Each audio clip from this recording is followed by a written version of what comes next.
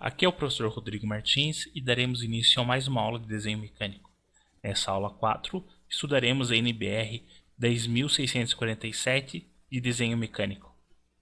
Então, junte seu material e vamos produzir!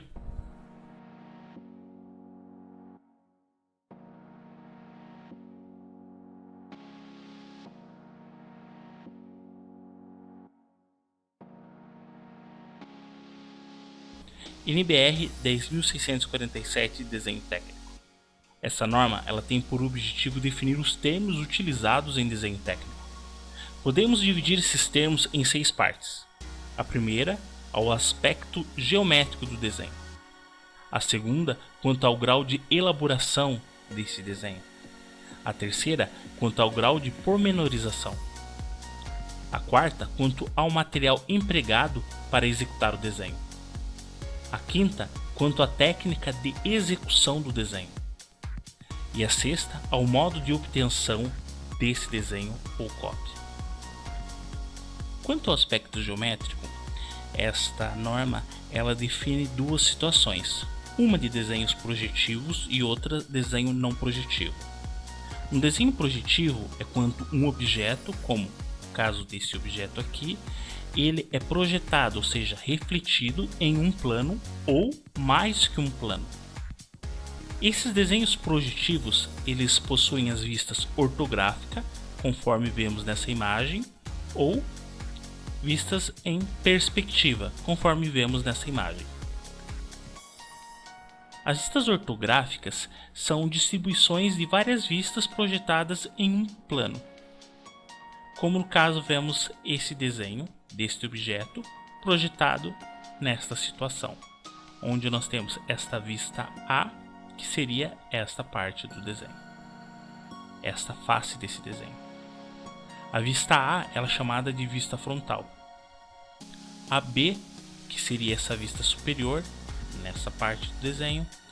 A C, que seria a lateral esquerda, que é esse fundo que está no desenho. A D, que é a lateral direita, que seria essa parte da frente que eu vejo. A E, que é a parte inferior, que seria essa face abaixo. A F, que é posterior, que é a face que nós temos lá atrás. Em uma aula específica sobre vistas ortográficas, nós estudaremos o porquê a vista superior fica embaixo e a inferior em cima. E por que a lateral esquerda fica na direita e a lateral direita fica na esquerda. Nós estudaremos uma norma que fala especificamente sobre isso. Quanto ao desenho projetivo, em que se refere à perspectiva, é quando um desenho utiliza mais que um plano para a execução desse objeto. Ele tem a finalidade de permitir uma percepção mais fácil de um determinado objeto. Ou seja, nós temos um cubo desenhado de várias formas. Ele não está desenhado em apenas um plano. Ele utiliza nessa situação mais que um plano. Nessa primeira parte, onde chamamos de perspectiva cavaleira, ele utiliza mais que uma angulação, e é esse ângulo de 45 graus. Nessa segunda, que é isométrica, ela usa ângulos de 30 graus para executar as linhas principais do desenho. Nessa vista chamada de dimétrica, ela usa ângulos diferentes de 30 e 45 graus para a execução desses desenhos. Quanto ao aspecto geométrico de desenhos que não são projetivos, eles significam que esses desenhos não são subordinados à correspondência de uma projeção, ou seja, eu não tenho um objeto projetando nada em algum plano. Ele, na realidade, é constituído por representações gráficas, conforme nós estamos vendo. Então, o que nós podemos considerar como um desenho não projetivo?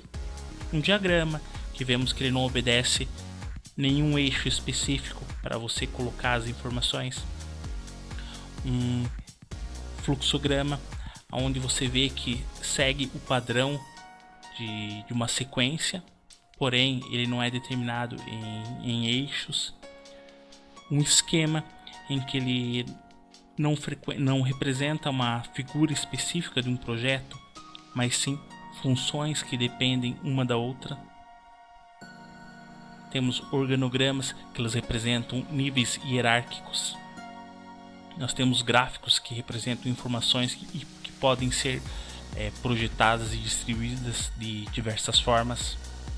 Nós temos os ábacos ou nomogramas, que são representações gráficas conforme um gráfico, e para eu retirar as informações eu preciso traçar linhas para definir qual é o resultado desse gráfico.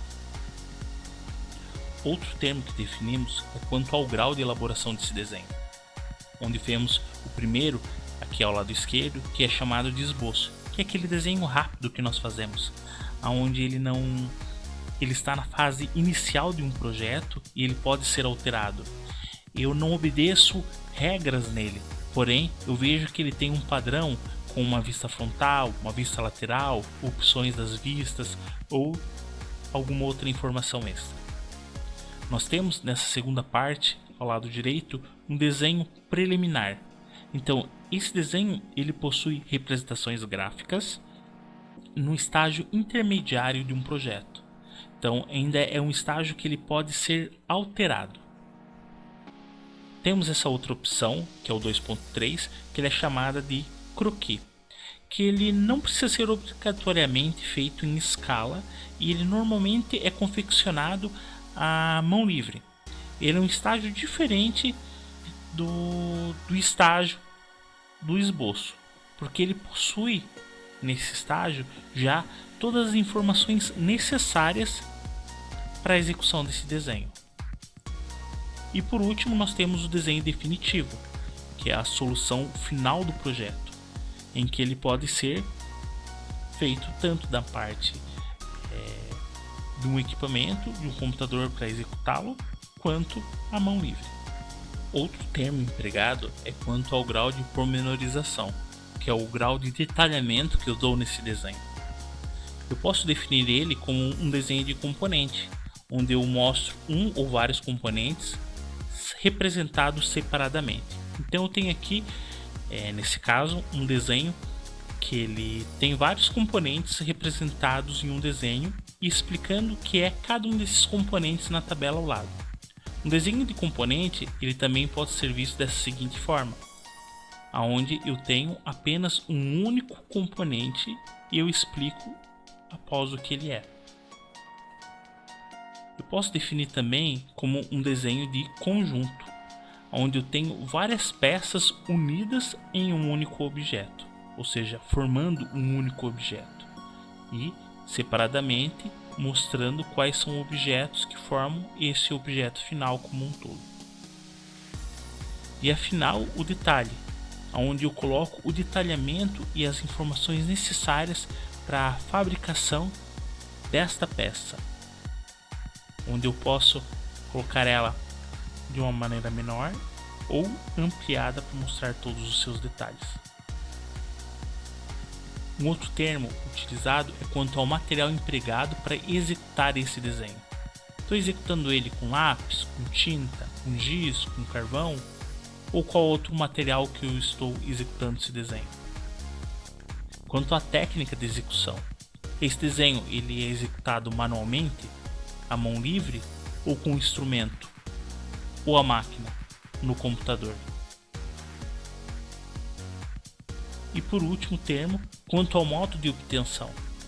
Esse desenho que eu tenho, ele é o desenho original, primeiro desenho que eu fiz dele, ou ele é uma reprodução, que pode ser uma cópia, uma reprodução de ampliação ou uma reprodução de redução.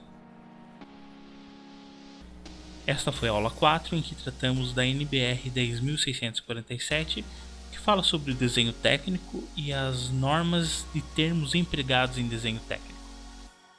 Na próxima aula estudaremos a NBR 10.068, onde fala sobre as folhas de desenhos, seus layouts e dimensões, quais são os tamanhos das folhas e quais folhas usarei em desenho técnico. Não esqueçam de curtir o vídeo e assinar o canal do professor Rodrigo Martins.